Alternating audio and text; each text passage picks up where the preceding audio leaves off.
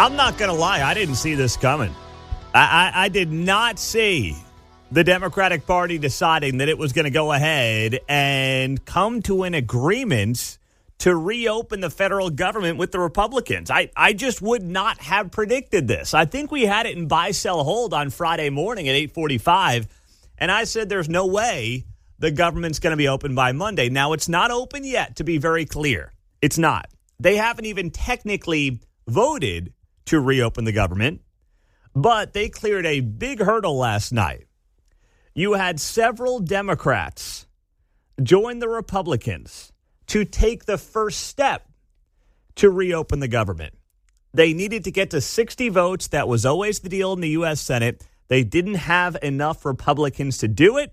And you had a handful of Democrats, Dick Durbin out of Illinois, Maggie Hassan out of New Hampshire, Tim Kaine in Virginia, Angus King in Maine, Cortez Masto in Nevada, Jeanne Shaheen in New Hampshire, John Fetterman in Pennsylvania, all deciding that it is time to reopen the government. And good on them. Good on them. I don't know if Chuck Schumer told them they could do it or not, but who cares? Good on them. There has been enough pain. You've made your point nearly 40 days into the shutdown. It is time to reopen the government. And I know there are Democrats melting down over this over the last 24 hours or so. CNN's headline story this morning, Democratic unity fractures, paving way for the government to reopen. That was their headline story right now.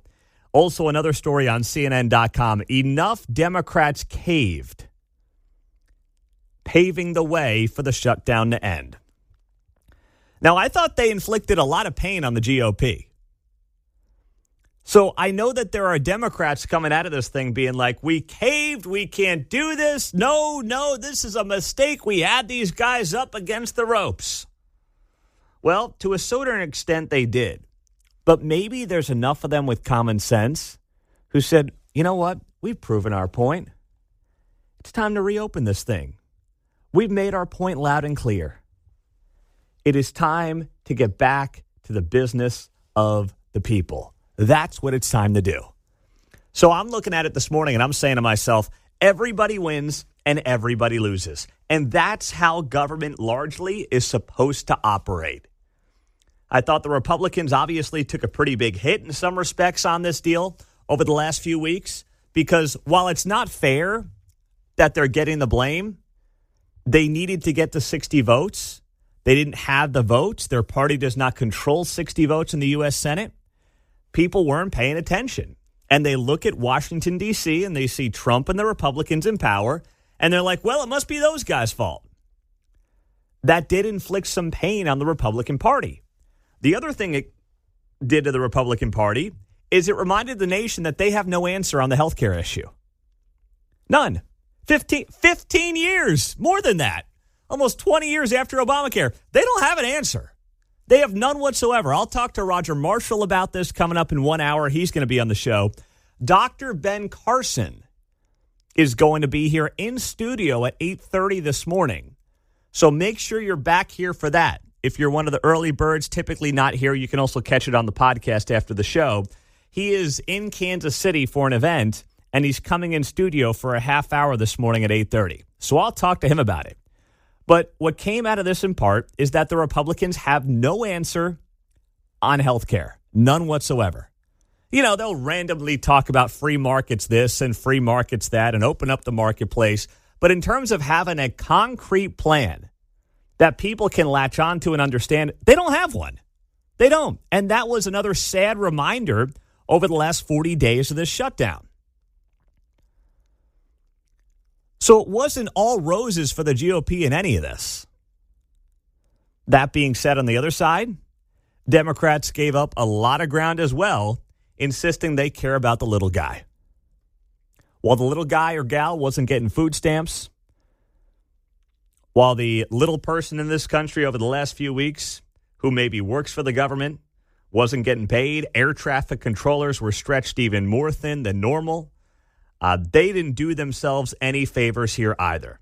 Now, they'll claim they did. They were fighting for Obamacare premiums and subsidies and things of that nature. I get it. That's what they'll claim. But boy, they sure inflicted a lot of pain as well. But this is how it's supposed to be.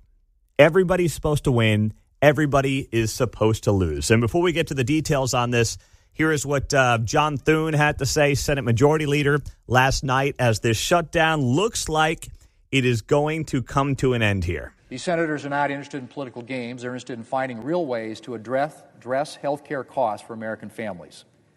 We also have a president who is willing to sit down and get to work on this issue. And so I'm looking forward to seeing what solutions might be brought forward. Regardless, as I have said for weeks to my Democrat friends, I will schedule a vote on their proposal, and I've committed to having that vote no later than the second week in December.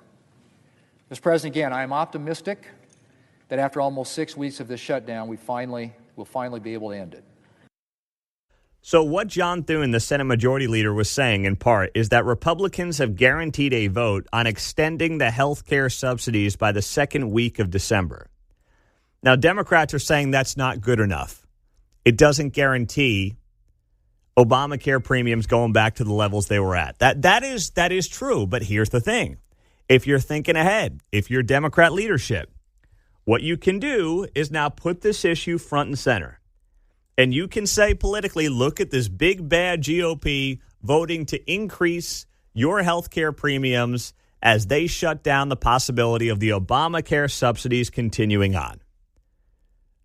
If they want to make it that simple, they can do that. So the GOP has to, in about a month, figure out what their answer is going to be to why they're voting against Obamacare subsidies beyond simply saying it's too expensive. Because everything in this country the government puts its hands on is too expensive. So they've got to actually figure out a plan in the next month. They've got the GOP on that issue up against the wall.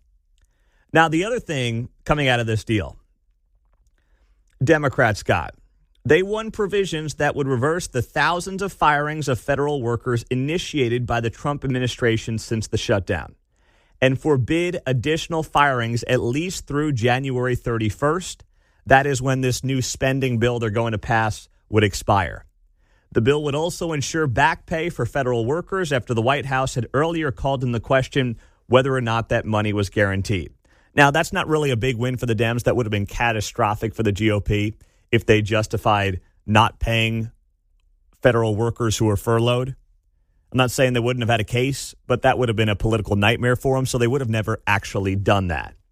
But what you're going to get here, after a 60-40 vote last night to now continue the process of reopening the government, it's not a done deal yet, but they got the first hurdle cleared on reopening the government last night in the U.S. Senate with 60 votes. Now it's got to go back to the House, then back to the Senate, and hopefully you're looking at maybe a midweek reopening. That would be nice. But the winners here, the American people. The losers here, both political parties in Congress. Both of them. They'll both claim they won. They'll both claim that they got the upper hand on all this. But the reality is their dysfunction is what allowed all of this to happen in the first place. Their inability to actually budget properly, their inability to knock off these continuing resolutions, which just kick the can down the road. They'll both go around on their favorite shows and claim victory today. I promise you that's what you'll see on cable news all day, every day. They'll explain why they won. They will.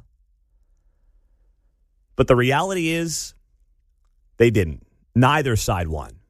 I'm just glad the whole thing looks like it's coming to an end, and people who are going to be traveling for the holidays, who actually genuinely need food stamps, who do need that paycheck, who are working in air traffic control, not people who have been on a 5-6 week vacation, but those who are actually working and not getting paid, they're the ones who come out on top.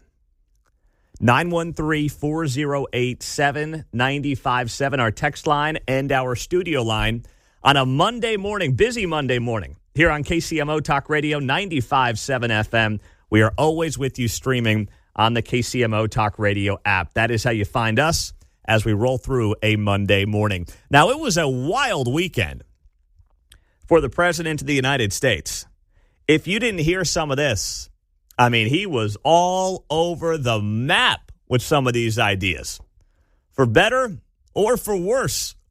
We'll dive into it here on KCMO Talk Radio in Kansas City coming up next. Wild weekend of ideas from the President of the United States. 619, welcome back on a Monday. Great to have you here on KCMO in Kansas City. So he just was firing off on social media. Here are the 5 ideas that the President put forth over the weekend. The potential for 50-year mortgages, instead of a 30-year maximum mortgage, how about a 50-year mortgage to try to help with home ownership, especially for younger folks. $2,000 stimulus checks in the wake of the tariff news. Insurance money should go directly to the people. Tariffs will start paying down U.S. debt, and no more money to insurance companies. Outside of that, how was the weekend, Mr. President? Everything good? Man, he stayed busy. And then he was calling an NFL game yesterday. He was in the booth. We didn't get it here in Kansas City because we got that Rams 49ers game instead. But Trump was in the booth during the Commanders-Lions game yesterday. I mean, it was great. And we'll get to that coming up later in the hour. But all of these ideas are flawed in their own ways. Now, I think in large part, this is just the president throwing stuff up against the wall and seeing what sticks. A lot of it, too, would have to pass Congress, right? I mean, there are some of these things he just can't do because he feels like it. But I'm not a fan of really any of them. As a 3-time voter who supports this guy through and through and is very much glad he is in the White House, none of these ideas make a whole lot of sense to me at all. This one was thrown out over the weekend. President writing on Truth Social, people that are against tariffs are, all caps, fools.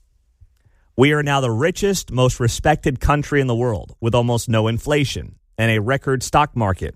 401ks are higher than ever. We are taking in trillions of dollars and will soon begin paying down our enormous debt of $37 trillion. Record investment in the USA, plants and factories going up all over the place. A dividend of at least $2,000 a person, not including high-income people, will be paid to everyone. Yeah, I was alive for Stimmies back in 2020. I know you were as well.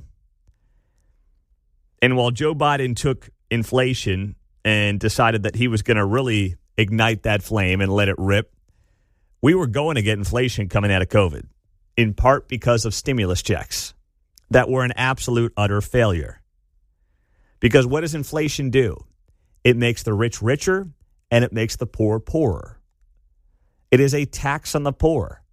And the only way to beat it is to be invested in the markets. That's your only chance to beat inflation. And poor people, the working class folks, can't do that. While all of their goods and services get more expensive, they feel the pinch. Even if they wanted to get into the markets, they're going to have a hard time doing it. It's just a reality. It's a fact. While the wealthy are able to largely beat it. This is a Bernie Sanders-esque plan is what this is. And it is a really bad idea. Now, I know it's probably not going anywhere. And I think in part the president's trying to beat back the narrative with the Supreme Court potentially ruling against him on tariffs, that this is something that the American people will benefit from. But, I was also told that I was going to get a check courtesy of the Doge cuts. So I'm just sitting here wondering whether or not the tariff check will be on the same check as the Doge check, or if I'll get 2 separate checks. I figure I want to save the government on postage, so if they could combine those checks, that would be great. But I don't want any checks. I don't. I don't want anything from the government. I want them staying out of my life, by and large. I want them to figure out how to really kick in the free markets. And the president's doing that on things like oil and gas. I mean, drill, baby, drill. He's trying to do a free market approach that largely gets costs down for everybody. That's what I'm most interested in. Now, the 50-year mortgage also got a lot of attention over the weekend. The president floating out the idea on his Truth Social of a 50-year mortgage. He put himself side by side in a photo with President Roosevelt, who kicked in the 30-year mortgage. And he decided he was going to float out the idea of a 50-year mortgage. Now, the intention behind this is likely coming from a good place. We have a crisis of home ownership in this country. The median first-time home buyer is now 40 years old. 5 years ago, that first-time home buyer was 31. The housing market is out of control. You don't have a lot of supply because people are locked in at 2-3% rates, right? They don't want to go anywhere. They're kind of doing their thing. They're happy where they are. And they realize, too, it's going to cost them a fortune to move with these higher interest rates. So you've got that on lockdown.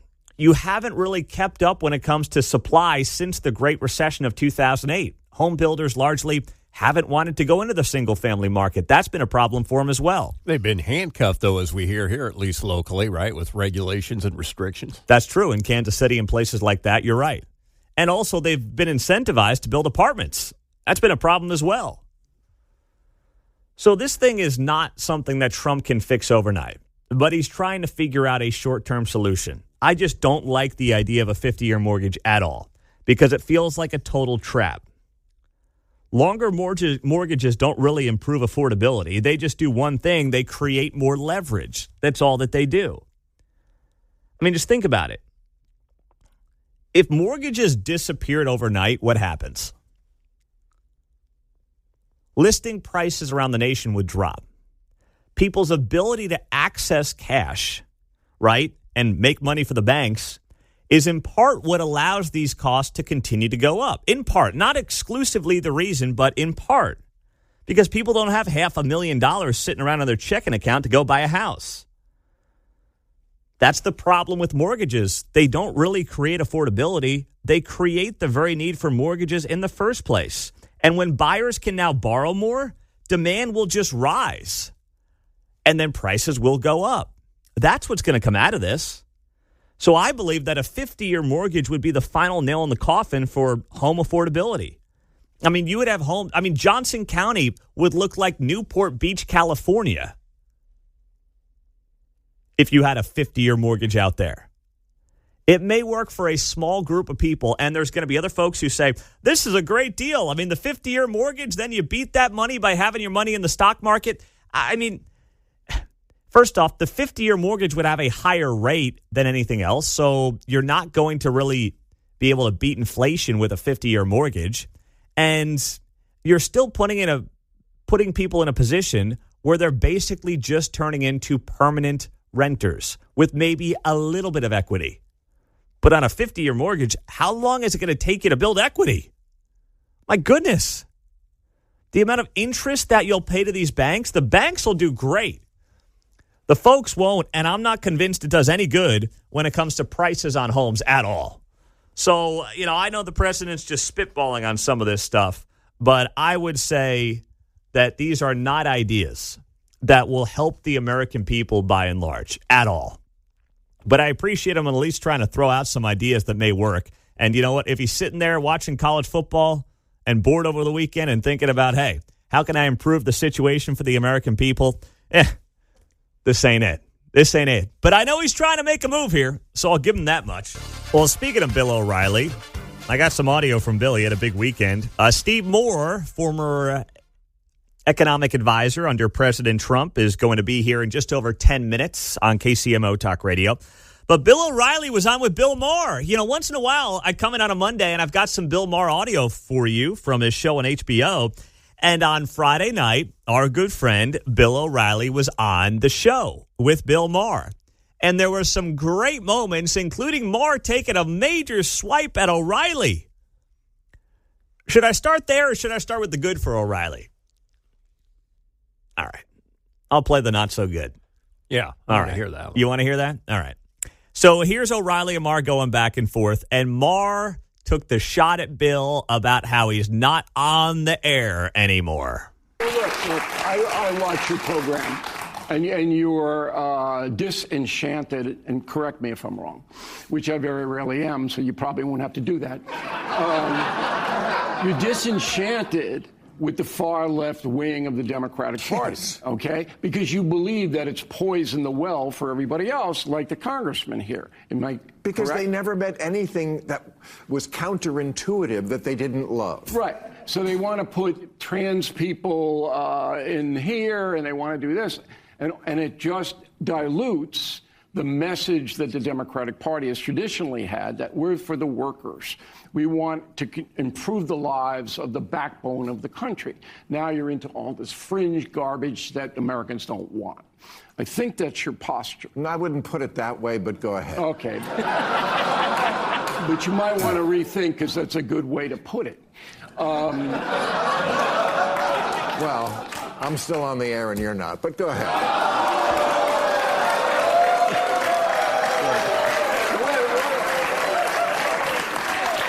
I expected that. So we did a town hall on News Nation 2 weeks ago from Kennedy Center. 23 million people watched, 23 million, okay? You can add up all the HBOs you want. You're not going to come close. Just want to correct the record. I will.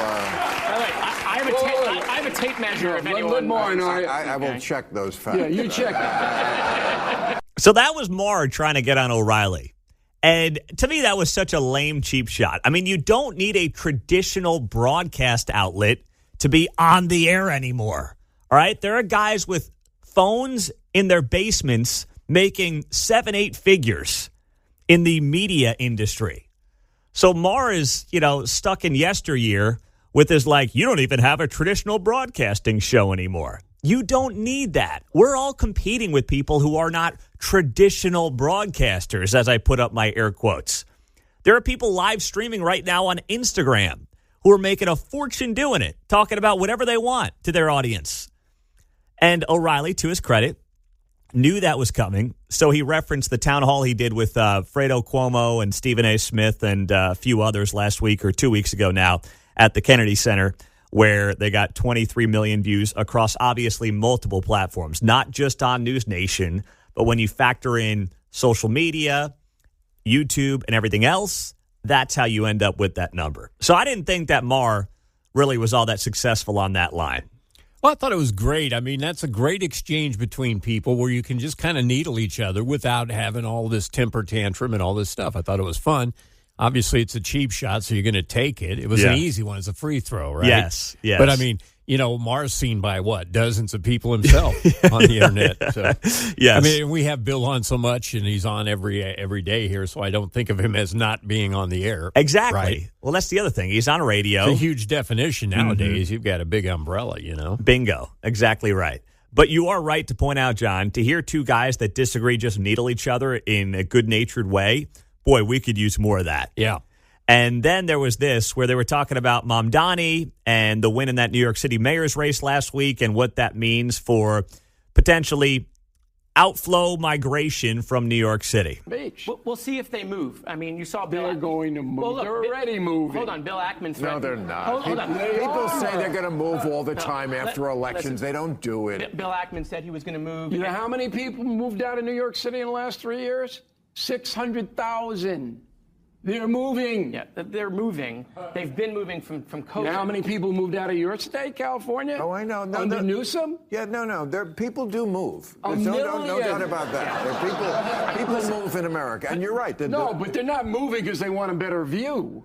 They like to keep more of their money that they earn. Yeah, that's true. So Bill's right, and he's not just with Maher, he's with this other guy, a Democratic member of Congress, Jared Moskowitz out of Florida, is the other guy there. So Maher's trying to be like, first off, he says, people always say they're going to move after elections and they never move. No, your friends in Hollywood say that if a Republican wins, they're going to another country and they never move.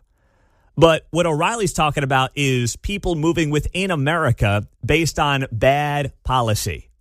You've seen it happen in California. In 2024, California lost 250,000 people. New York State lost 120,000 people. Illinois lost 56,000 people. We actually lost 5,000 here in Kansas. It's one of the underrated stories in Kansas is that outside of Johnson County, people are leaving the state. There are more people leaving Kansas than coming in. Missouri gained 12,000, so about even. Texas gained people. Florida, we know about the Carolinas, Georgia, Tennessee, all gaining. The deepest, bluest states are losing. Some of the redder states are gaining. So Maher's wrong on that. O'Reilly is absolutely right when it comes to net migration around the country. And to compare it to like his friends in Hollywood who always say they're going to leave if Trump wins and never leave, that's a totally different conversation. Here was the news last night being announced on CNN. We've got plenty more on the other side. We will talk much more about this. Again, you're looking live at the Senate floor as the Democratic filibuster has been broken. We have so far reached 60. We're waiting for the official count. But right now, 60 votes that would unlock moving forward with this plan to reopen the government on the Senate side. A quick break. More on the other side. There you go from CNN last night. And notice how they said the Democrat filibuster. So you mean it was always on them, wasn't it? I know. Talk about a bombshell. It was. Now, listen, there are many on the far left who are very unhappy about this. You had about 8 moderate Democrats who crossed the aisle and helped the Senate get to 60 votes on a first vote and a first hurdle that is being cleared here. This is not reopening the government. They have not officially voted on that. But what they're looking at here is basically a continuing resolution, fund the government through the end of January. So maybe we'll do this again in 2.5 months. Who knows? Then there will be a vote on the Obamacare subsidies extension coming up sometime in mid-December, is what Senate Majority Leader John Thune has promised. A vote in the Senate on whether or not to extend the Obamacare subsidies. So I'm not going to sit here and tell you this is a great win for the GOP. It's not a great win for the Democrats at all. They did not get what they wanted, which is a guarantee that Obamacare subsidies are being extended. They did not get that. So it's not a great win for the Democrats either. The winner here is the American people, because these dopes are finally going to get back to work and get back to doing their job and hopefully find a bipartisan agreement to stop the pain on these Obamacare subsidies that are right now being funded to the tune of $150 billion a year by the American taxpayer. And people can stop suffering at airports. They can start getting their checks if they work for the government. Air traffic controllers who have been working through all this are finally going to be getting paid. And then those who actually need food stamps, I don't think it's 42 million, but I'll save that for another day. Those who actually need food stamps are going to get their food stamps.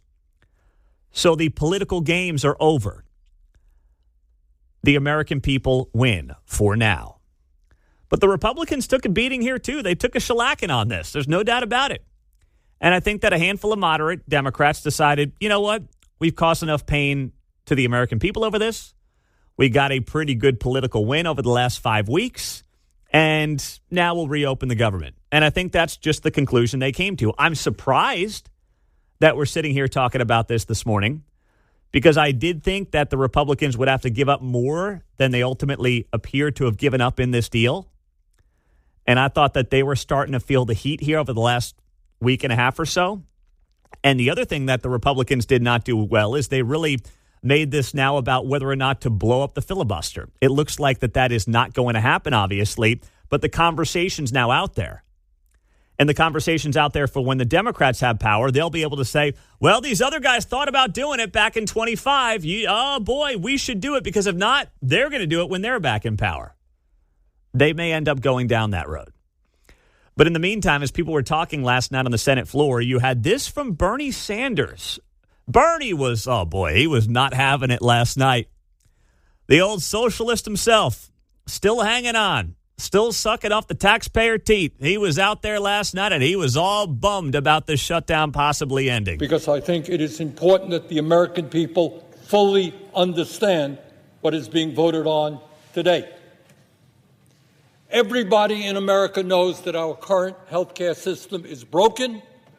It is dysfunctional. It is cruel. It is by far the most expensive health care system in the world, and the only health care system of any major country that does not guarantee health care to all people as a human right, covering every man, woman, and child. We are unique in that respect.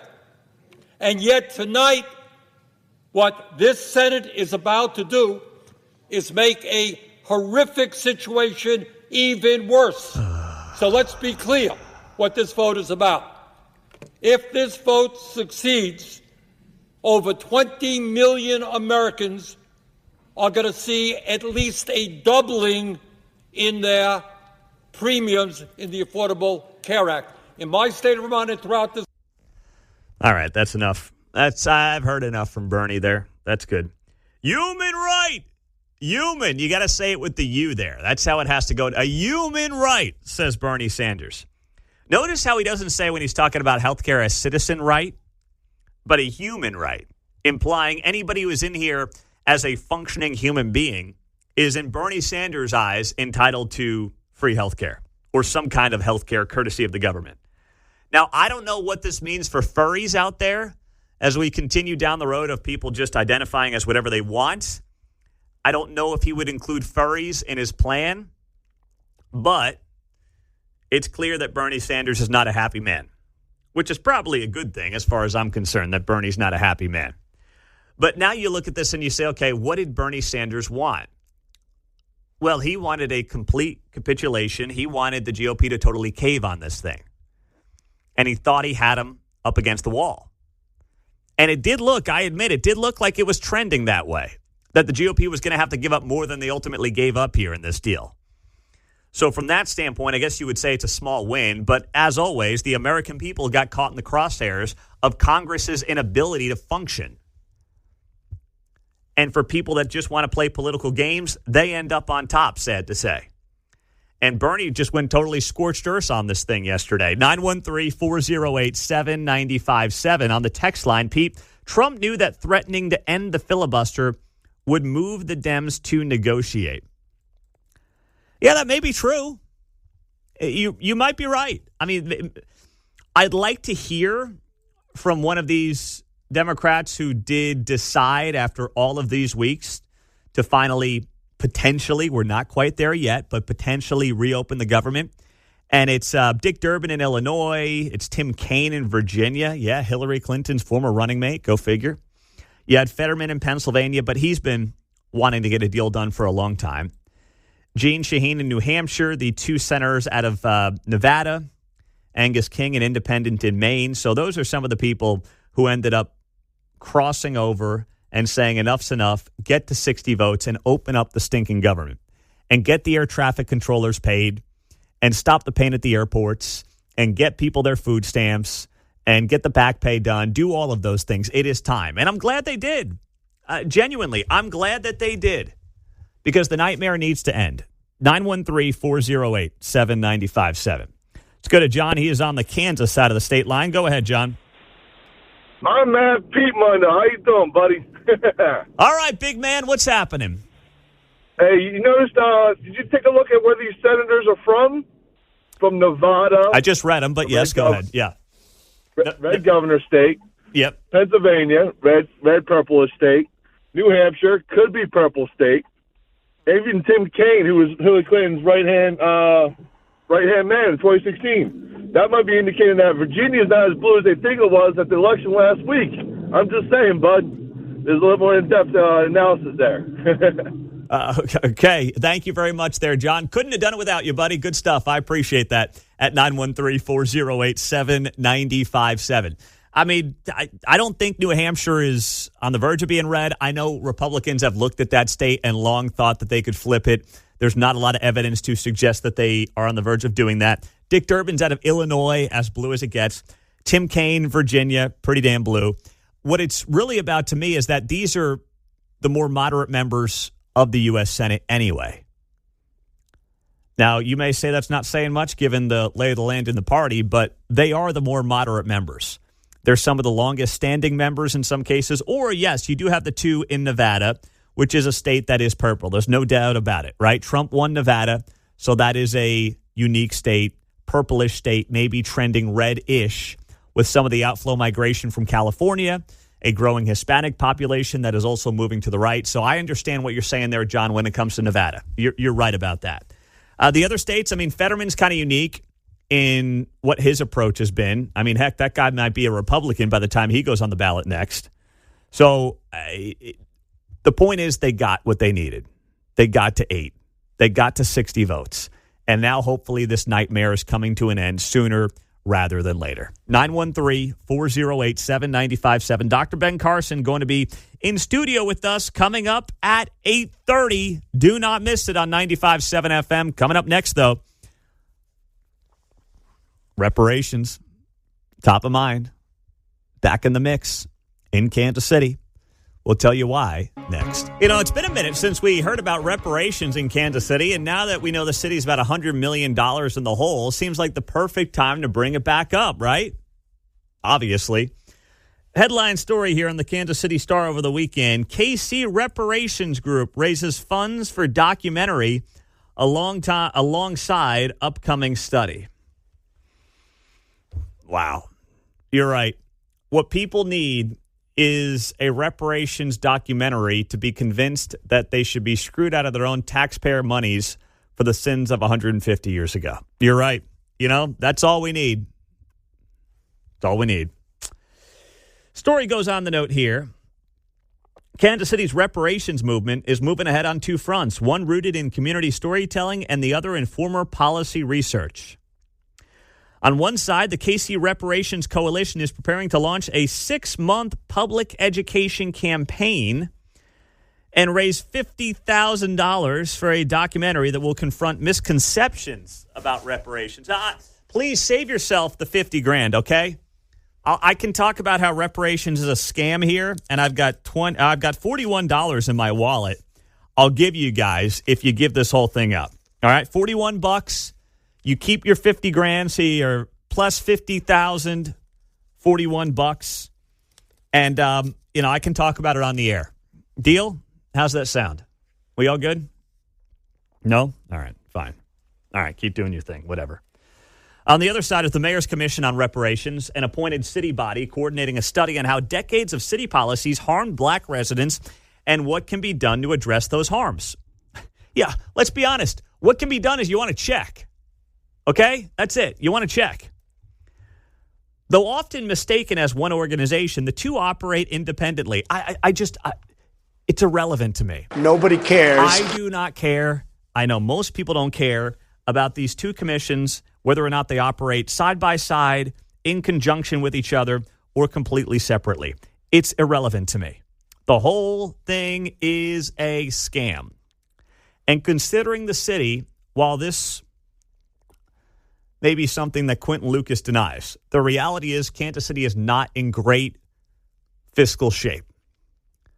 The reports from a couple of weeks ago is that the city is anticipating a $100 million shortfall. Now, even if it was a $100 million surplus, reparations is a bad idea, but it's an even worse idea when you throw out the concept of potentially including reparations into your $100 million shortfall. So it's been a couple of years since I was on that panel where I was getting civility belled over reparations. Trying to think of, I think it was the summer of 23 when I was on a panel talking about how reparations is one big scam. And we really haven't heard from any of the reparations folks in a while because they missed their moment in 2020 and 2021. I mean, that was the time. If you think there's an appetite today for reparations based on where this country has been over the last few years, you are really in your bubble there, John. Seems like you had a unique ally in that deal, too, right? Was there someone from the West Coast, maybe Oregon, a female? Oh, that was in the one a couple of weeks ago. That was different. Okay, yeah, that was a different one. Yeah, that was a different one. Mm-hmm. But yeah, the one on reparations, it was myself and Jack Cashel as kind of the lone wolves on that front. So that goes back to summer of 23. But now we sit here and I guess we wait to see what this public outreach campaign for reparations is going to look like in Kansas City. And they go on to say that this month the group will celebrate its 5-year anniversary with a free event at the Bruce Watkins Cultural Heritage Center. Of course. Oh, man. So we've had like one meeting or so, right? Yeah. In 5 years.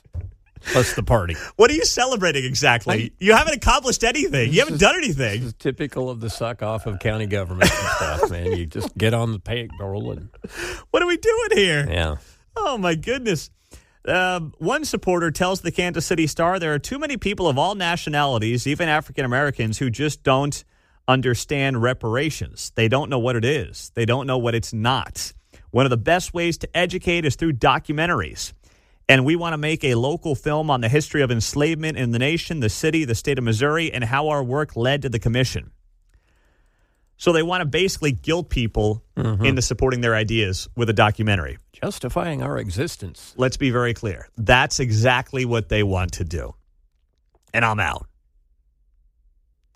Meantime, you've got 30 vehicles that were broken into at 16th and Walnut early on Sunday morning, right there across from the Lowe's Hotel, right? Give or take. That's right in that area. And a lot of people are looking at that and saying, if there's a focus for Kansas City right now, you got a World Cup coming up here in a few months. You got a city that's still trying to figure out how it's going to get its jail set and going by the end of the decade. You're facing a $100 million shortfall. You finally pulled the plug on free fare on buses and stuff like that around Kansas City. You would think, trying to keep the Royals and the Chiefs would be top of mind as well. You would think that those priorities should exist long before the reparations topic ever comes to the forefront. And I think in part what's going on here is this is going to be a very public campaign to try to shame people of the city council into taking this up. And you know why else, in part? Because there are elections coming up in 2027. So we're about 18 months away from Kansas City, Missouri city elections. So now the reparations hucksters and grifters are going to remind you, hey, we're out here, we're over here. And they're going to try to make this a thing as we get closer and closer to city elections coming up in 2027. So that's what they're laying the foundation for. And, of course, they have a very willing participant who will carry their water in the Kansas City Star. So that's how this is all coming together. And it's all carefully being coordinated. That's what's going on here. You've got that happening, and it's a long game that's being played. And with all the news happening in Kansas City over the weekend, for this to be a headline story in the Kansas City Star, that tells you all you need to know about where this is trending and what they want to actually do over the next 18 months or so. I don't think it's going to work, but I could see some people making it a litmus test for Kansas City, Missouri in the city council and mayoral races coming up in 2027. I could definitely see that happening. So we'll just have to wait and see how that plays out going forward. But, man, you want to talk about things that are not top of mind right now in Kansas City? It's reparations. My goodness. Trump in the NFL booth yesterday. Oh, my goodness. It was a thing of beauty to watch and to listen to. We didn't get it here in Kansas City because we got that 49ers-Rams game. But meantime, the rest of the country was getting Trump in the booth as the Lions were blowing out the Commanders. Here he is calling his first NFL play. And let's see, we have a very important, I think this is a very important couple of plays. Here we go. Second and 7. You're right, 2nd and 7. Let's see what happens. Whoa. That's all right. Let's see what happens. Whoa. Not bad. Takes it down to the 5-yard line. That's right. That's right. Good runner. There we go. This is a very big play, don't you think? I think they have to get a touchdown. Let's put it differently. They just have to get a touchdown. There we go. Now you're doing my job because that's what I was going to say. They have to get a touchdown. Just forget about the play. They have to get a touchdown. So you've done my job. Now you've done his job. Right. When I was learning play-by-play, one of the things they didn't say was, let's see what happens, whoa, as the play develops. You had him on there as the color guy and the play-by-play guy. But he's also the spotter. Right? Yeah. Somebody said 2nd 7. That's right. As if to confirm it. Oh, that's so good. Yeah, obviously when you're setting it up, as someone who did a little bit of play-by-play early in my career, high school level in Oklahoma, Kansas, and Texas, and then I did it for Wagner College, which is a D1 AA school in New York City. I was not great at it at all. I didn't love it. The guys that love play-by-play, they're addicted to it. And I never felt that way about it because you don't know what's going to happen. And unlike a talk show where you can control your own direction of the content, you can't do that with play-by-play, John. Kind of like rapping. You got to get this stream of consciousness going, right? Yes, exactly. Exactly right. So, Trump, when you're in that booth and you're getting set to call a play, the great ones make it sound so smooth, calm, and collected, but it's moving very quickly. And you could tell Trump was kind of caught off guard by that. He was trying to make it the biggest play, but then he caught himself. This is the big, or these next couple of plays are the biggest. Yeah, I like that. And by the way, the Commanders had the ball at the Lions' 5-yard line down 32-10 in the third quarter. So I think Trump would be a better analyst than he would be a play-by-play guy. He just got too much to say. That's the other reason I didn't like play-by-play. You can't really opine on what's going on. It's just like 2nd and 7 from the 9-yard line. Here we go. Just Trips the out facts. to the right. One running back in the backfield. Then he drops back, rolls to the right. Then he finds Jones in the end zone. Whatever. That's not Trump. Trump is, boy, he dropped that ball. What's he? Oh, my God. You ran it there? You didn't pass it there? I mean, that's Trump's the analyst. Trump's not the play-by-play. Good runner. Fine runner. Excellent blocker. Mariota won the Heisman, didn't he? He was in New York City at one point. I remember. So I was thinking about this. I mean, Trump's done so much, right? What is something that he hasn't done that you would want to see him do? And I'm just looking at the text line here. Of course, we've got some of this. Pete, how about being humble? Okay. All right, tough guy. Governor of California makes the text line. Pete, how about we get Trump to flip the switch on the Plaza lights one year? Now we're cooking. Now we got something to work with. Yeah. I like that. And if not here, how about he helps drop the ball in Times Square on New Year's Eve? New year, new plans, greater America. I like that. Could you imagine Trump on the Plaza doing the lights? Quentin Lucas standing right beside him? Oh, my gosh. That would be just gold. I would do everything in my power to see that. And I've not been down there yet for one of those. Oh, 913-408-7957. Let's go to Jim in Blue Springs. What's up, Jim? Not much. You know, Trump does the UFC thing there with Dana White. You ought to get in on that professional slap competition. Him and Chuck Schumer going at it. Oh, that would be great. Yeah, I've seen more of that professional slapping going on. Trump, but here's the thing. You know, I think Trump would slap Schumer silly, literally and figuratively, in one of those. That would be outstanding. The more you see of that, the better it would be. The slow-mo on Trump's hair flying, though, if he gets hit by Schumer. Everybody gets a blow there, so yeah. Oh, that's so good. That is so good, man. I mean, on the text line, Pete, how about Dancing with the Stars? I love the AI-generated videos of, like, Trump on Dancing with the Stars that you might see on social media. Those are just great. But, you know, I've seen enough of Trump dancing. I'm good with the YMCA dance, which, by the way, a Lions player did after he scored a touchdown yesterday. One of the stars of the Lions scores a touchdown, looks up at Trump, and does the old YMCA dance. It was gold. Absolute. Who is it, Mark? It's the big star wide receiver. St. Brown? Yes. It was him. Amon-Ra St. Brown. Yes. Mark in Independence. What's up, Mark? Hey, you know, I would love to see this would be right up Trump's alley. Let him do a live countdown to SpaceX or some big rocket ship going up, you know, just before it blasts off. Let him narrate the countdown. Oh, that would be gold. That would be, I would love to see that, man. With Elon Musk by his side, that can be their reunion. They come together for a SpaceX launch, and all is well again in GOP circles. You know what? That's a great idea. Somebody should contact the Trump PR person and put that suggestion in. Well, especially as Elon's set to be, I guess, a trillionaire here before long. That's a good one, Mark. Trump would be, listen, everyone's tying it into a countdown, whether it's on the plaza, whether it's in Times Square, or whether it's at some SpaceX location. I'm all in on it. I love these ideas. I mean, the guy clearly loves being the center of attention, right? He was the first sitting president to be at an NFL regular season game since Jimmy Carter. So, I mean, he's not afraid to just go there and do it because I think he's bored. I mean, my sister-in-law's like, why was he at the game yesterday? It's like, I think he's just looking for something to do. You can see Trump the countdown. Here we go, 10. Great movie. Bo Derek, hot. 9. Oh, man. I mean, that's the only conclusion I came to yesterday. He was looking for something to do and fly over with Air Force One and have a good time and get in the booth. Rest is history. And I thought that Kenny Albert and Jonathan Vilma, in what I saw of the 8-minute hit online, they were very respectful and very responsible as well. Kenny Albert's been a long-time play-by-play guy. He also does locally New York Rangers play-by-play hockey. And Jonathan Vilma played for the New York Jets. I believe he was, cornerback or a safety for the New York Jets. I didn't even know he was calling games. But they were both very respectful, and they had fun with the President of the United States. It was a really good moment. I just wish we got that broadcast in Kansas City. Instead, we got 49ers Rams. We had to watch a California showdown.